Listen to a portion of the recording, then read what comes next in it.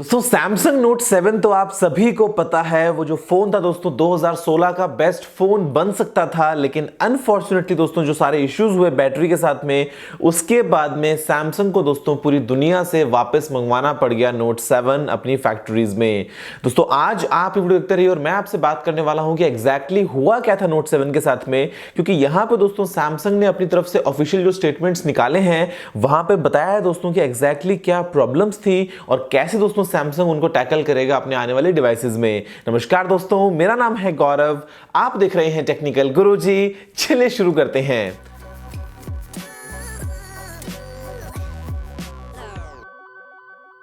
दोस्तों जब से नोट 7 में बैटरी के जो इंसिडेंट्स थे वो होने शुरू हुए, जब बैटरी दोस्तों फटनी स्टार्ट हुई, फोन जो है वो गर्म होना स्टार्ट हुआ, तभी से दोस्तों सब लोग जो है वो अपना दिमाग लगा रहे थे कि आखिर क्या इश्यू हो सकता है, बैटरी में क्या प्रॉब्लम हो सकती है या फिर फोन के डिजाइन में कोई दिक्कत है क्या दोस्तों। तो यहाँ पे तरह तरह के दोस्तों टेस्ट किए गए, इंडिविजुअल जो फर्म थी सबने अपनी अपनी फाइंडिंग्स बताई, लेकिन सैमसंग दोस्तों अभी तक चुप था। और सैमसंग ने दोस्तों अब जाके पब्लिक के सामने कंप्लीटली बताया है कि एग्जैक्टली क्या वो दिक्कतें थी जिसकी दोस्तों वजह से नोट 7 में ये प्रॉब्लम्स हुई और कैसे वो उसको आगे चल के कंट्रोल करेगा। दोस्तों यहाँ पे सैमसंग ये कहता है कि जो फोन का डिजाइन था वो बिल्कुल परफेक्ट था, फोन के डिजाइन में कोई भी दिक्कत नहीं थी, और दोस्तों जो फोन की बैटरीज थी उन्हीं में दिक्कत थी जिसकी वजह से आपको नोट 7 में धमाके होते हुए देखने को मिल रहे थे। दोस्तों सैमसंग ने इसके लिए करीब 700 साइंटिस्ट की जो टीम थी उसको असाइन किया बेसिकली दोस्तों ये जॉब, और उन लोगों ने 2 लाख फोन्स के ऊपर दोस्तों टेस्ट किया और 30,000 बैटरीज को टेस्ट किया,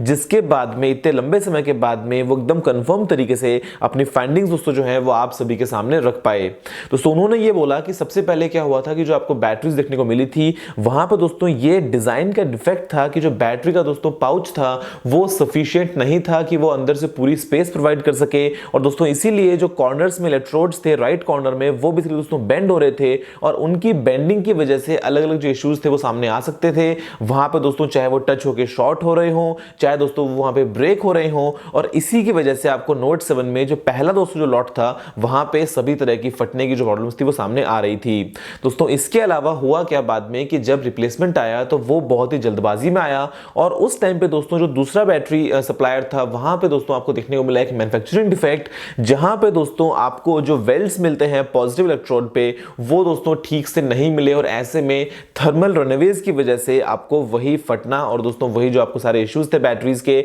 वो सामने देखने को मिल गए। यानी कि दोस्तों एक केस में था बैटरी के अंदर डिजाइन प्रॉब्लम, जो दोस्तों दूसरा केस था वहां पे था बैटरी के अंदर मैन्युफैक्चरिंग प्रॉब्लम। और यहां पर दोस्तों सैमसंग ये कहता है कि ये दोनों ही प्रॉब्लम्स सैमसंग को पता चल जाते पहले ही अगर वो कुछ स्पेसिफिक टेस्ट करते, यानी कि दोस्तों वो जो डिजाइन वाली प्रॉब्लम थी वहां पे अगर सैमसंग यूज करता एक्सरे टेस्ट्स को तो वो इशू सामने आ जाता, और दोस्तों जो हुआ था बाद के अंदर आपको मैन्युफैक्चरिंग प्रॉब्लम, वो अगर सैमसंग बैटरीज को डिसअसेंबल करता तो वो भी दोस्तों टेस्ट करने से पहले ही पता चल जाता कि फोन की बैटरीज में ये इश्यूज हैं। तो यहां पर दोस्तों सैमसंग ने एक बहुत ही बड़ा कदम उठाया है कि वो कुछ 8 अलग तरह के टेस्ट जो हैं वो अभी शामिल दोस्तों करने वाला है अपनी बैटरी टेस्टिंग प्रोसीजर में, जिससे जो अपकमिंग फोन्स हैं वो हमको उम्मीद दोस्तों ये करते हैं कि शायद सेफर देखने को मिलेंगे। अब देखिए मैंने नोट 7 का बहुत मजाक उड़ाया है पिछले 4-6 महीने में, और वो आप जानते हैं कि मजाक ही होता है, लेकिन यहां पे दोस्तों सैमसंग की तारीफ करनी होगी कि मतलब बिल्कुल हार नहीं मानी, अपनी अगर कुछ गलती थी तो उसको एक्सेप्ट किया, कि दोस्तों मजाक नहीं होता है। दुनिया भर में करीब 3 मिलियन दोस्तों नोट 7 डिवाइसेस जो थे वो बेचे जा चुके थे, और उसमें से अभी करीब 96% जो है वो सैमसंग के पास वापस आ चुके हैं। तो यहां पर दोस्तों जो रिकॉल प्रोसेस था ग्लोबल स्केल पे कर पाना वो बहुत ही मुश्किल होता है, लेकिन फिर दोस्तों उसको एग्जीक्यूट किया गया, और जगह जगह पे आपको पता है कि कितना यहां पे नुकसान भी हुआ सैमसंग को इस जगह में, लेकिन फिर भी दोस्तों कंपनी जो है वो स्ट्रांग खड़ी रही, और बाद में आपको अपनी कंप्लीट रिसर्च करके पिन पॉइंट दोस्तों करके बता दिया कि हाँ यहां पे ये दिक्कत थी, हमको पता चल चुका है, और अब हम कोशिश करने वाले हैं कि आगे वाले जो आपको डिवाइसेस देखने को मिलेंगे वहां पे ये प्रॉब्लम ना हो।